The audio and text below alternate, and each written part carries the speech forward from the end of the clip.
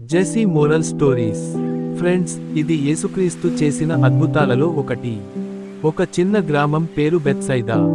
అక్కడ ఓ గుడ్డివాడు ఉండేవాడు. ఏ దిక్కు ఏది కనిపించదు.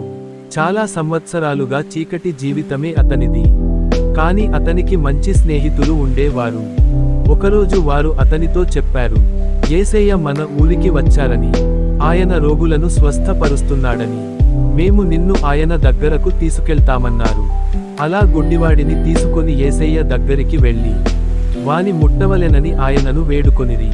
అంతటా ఆయన ఆ గుడ్డివాని చెయ్యి పట్టుకొని ఊరివెలుపలికి తోడుకొనిపోయి, వాని కన్నుల మీద ఉమ్మివేసి, వాని మీద చేతులుంచి, నీకేమైనను కనబడుచున్నదా అని వానినడుగగా, ప్రభు, కొంత వెలుగు కనిపిస్తోంది, కాని మనుషులు చెట్లలా కనిపిస్తున్నారు, అంత స్పష్టంగా లేదు అన్నాడు.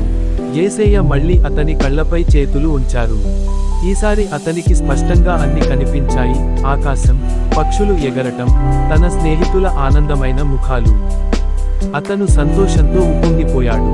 ప్రభూ, ఇప్పుడు నాకు అన్ని స్పష్టంగా కనిపిస్తున్నాయి.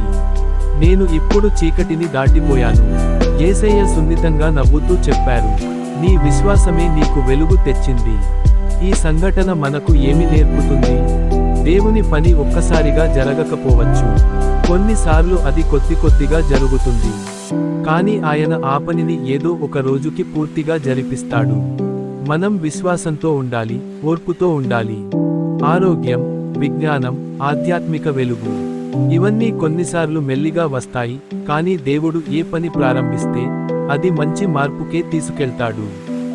కథ నచ్చితే లైక్ చేయండి, షేర్ చేయండి, సబ్స్క్రైబ్ చేయండి. Thank you for watching.